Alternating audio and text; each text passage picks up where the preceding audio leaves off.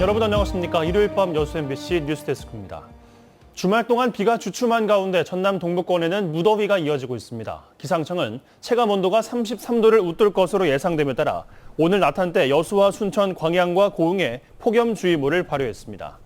기상청은 내일도 낮 최고 기온이 34도까지 오르는 등 무더위가 이어지겠다고 전망했습니다.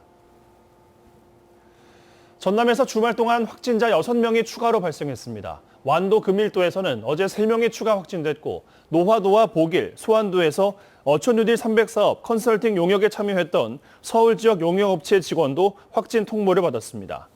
전남에서는 주말 동안 완도 이외에 여수와 강진에서 각각 1명씩 또 해외 유입 1명의 확진자가 발생해 확진자는 총 1,706명으로 늘었습니다. 수도권에서 코로나19 확진자가 급증하면서 전라남도는 오는 15일부터 2주간 사회적 거리두기 특별 방역 주간을 운영하기로 했습니다. 특별 방역 주간인 15일부터는 집회와 행사의 경우 100명 이상 집회 금지하며 100명 이상의 행사는 관할 지자체에 신고하고 협의한 뒤 가능합니다. 또 이와 별도로 전남 모든 지역 실내외에서 백신 접종 여부와 상관없이 마스크 착용을 의무화하는 행정명령을 어제부터 시행했습니다. 집중호우로 피해를 입은 지역에서는 일요일인 오늘도 공무원과 자원봉사자들이 참여해 긴급 복구 작업이 진행됐습니다. 민주당의 대선 후보들도 현장을 방문해 특별 재난지역 지정에 힘을 보태겠다고 약속했습니다. 김윤 기자가 취재했습니다. 500mm가 넘는 기록적인 폭우가 휩쓸고 지나간 해남군의 한 하천. 자갈밭으로 변해버린 하천에서는 중장비가 동원돼 폭우에 무너진 둑을 쌓는 공사가 한창입니다. 또 다른 피해 현장인 해남 포레스트 수목원. 공무원과 군인들이 참여해 수목원을 핥히고 간 흔적들을 복구하느라 구슬땀을 흘렸습니다.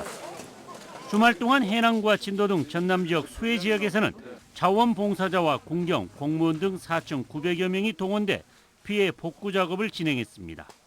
피해도 시간이 갈수록 늘어나고 있습니다. 인명피해 3명에 이재민 800여 명이 발생했으며 축사와 양식시설, 도로, 철도, 하천, 제방 등이 붕괴돼 725억 원의 재산 피해가 발생한 것으로 집계되고 있습니다. 민주당 대통령 선거 경선 후보들의 수해 지역 방문도 이어지고 있습니다. 정세균 후보는 해남 수해 지역을 찾아 복구 상황을 둘러보고 특별 재난지역 선포 등 정부 차원의 지원을 강조했습니다. 중앙정부가 거들어줄 거냐 아니면 지자체 책임으로 해야 될 거냐에 대한 관심이 가장 클 것 같아서 특별재해구역 지정을 추진하는 일이 가장 우선인 것 같고. 이에 앞서 민주당 이낙연 후보도 해남과 진도 수해 지역을 찾아 특별 재난지역 선포를 건의하겠다고 밝혔습니다. 우리 전라남도를 포함한 남부지방의 이번 피해에 대해서 중앙정부가 빨리 대처를 해서 이재민들께 희망을 주었으면 좋겠습니다. 한편 김영록 전남지사는 민주당 대선 경선 후보들에게 재난지원금 현실화와 지방하천 정비사업에 국비가 계속 지원될 수 있도록 협조를 당부했습니다. MBC 뉴스 김윤입니다. 네, 전남 재난 현장 긴급 자원봉사단이 출범식을 갖고 본격적인 활동에 들어갔습니다. 총 300명으로 구성된 전라남도 재난 현장 긴급 자원봉사단은 재난 발생 초기에 이재민 긴급 구호와 시설물 복구 지원, 의료, 방역 지원 등 재해 복구 활동을 중점적으로 지원합니다. 지난달 말 여순사건 특별법이 제정돼 73년간의 지역의 한이 풀렸습니다. 하지만 시일이 촉박한 후속 조치와 함께 풀어야 할 과제들이 산적해 있습니다. 이에 따라 여수시가 발빠른 조직 개편을 통해 여순사건 TF팀을 만들어 지원 활동에 들어갔습니다. 최우식 기자가 보도합니다. 여수 순천 11구 사건 특별법의 제정은 73년간 쌓여온 수건 사업의 해결이 아니라 새로운 시작의 의미였습니다. 비슷한 시기에 발생한 제주 4.3 사건에 비해 특별법 제정이 너무 늦어진 탓에 앞으로 해야 할 일이 너무 많기 때문입니다. 여수시가 이미 지난달 초부터 여순 사건 전담 TF팀 신설을 검토한 것은 이 같은 다급함을 반영한 것이었습니다.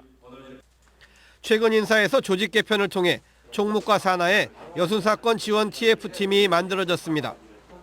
도지사 소속 명예회복 실무위원회 구성에 앞서 유적회와 관련 단체, 지역사회의 요구를 최대한 반영시키기 위한 선제적 대응 전략인 셈입니다. 후속 사업 추진 등 지원 업무와 함께 유해 발굴과 유적 관리, 사료 수집과 보존, 국가기념일 지정 등 TF팀의 소관 업무는 한두 가지가 아닙니다. 또 배보상 대상의 유적은 빠지고 희생자만 명시되어 있는 특별법의 개정과 관련 사업에 필요한 국비 예산 확보, 기념사업 추진 등도 챙겨야 할 업무입니다. 특별법에 대한 시민 설명회와 공청회를 개최해 나가고 지난 3월부터 추진 중인 기념공원 조성 용역을 계속 추진해 나가고 기념공원 조성에 필요한 국비 예산 활동을 또 해 나가겠습니다.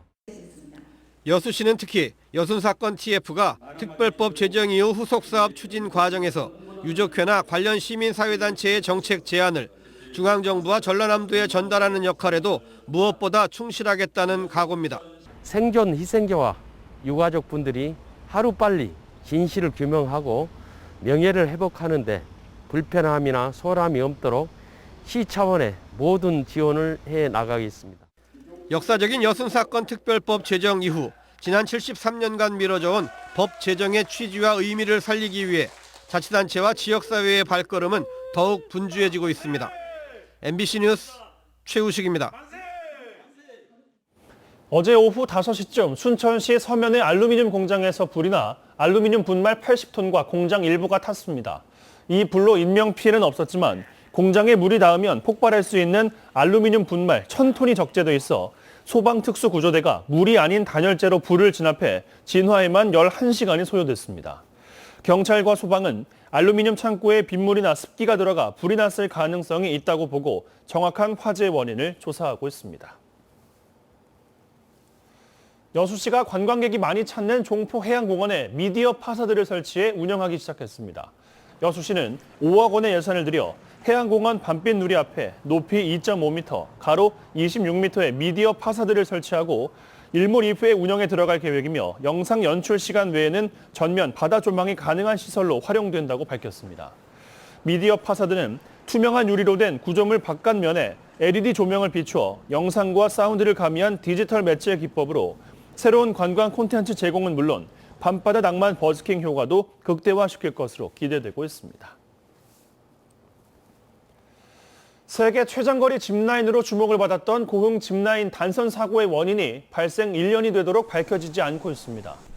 고흥군은 지난해 9월 한국화학시험연구원 조사 결과 와이어 문제는 아닌 것으로 파악됐다며 정확한 원인을 밝히기 위해 최근 한국건설기술연구원에 정밀조사 영역을 추가 의뢰했다고 밝혔습니다.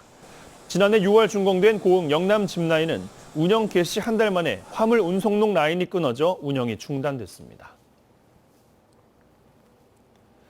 순천시가 종합버스터미널 일대의 건물주를 대상으로 상생협약을 추진합니다. 순천시는 터미널 일원 도시재생 사업의 원활한 추진을 위해 오는 16일까지 건물주의 신청을 받은 뒤 상생협약을 체결할 계획이라고 밝혔습니다. 이번 협약에 참여한 건물주는 임대료를 인하하는 대신 건물 리모델링에 필요한 비용의 10%를 지원받을 수 있습니다.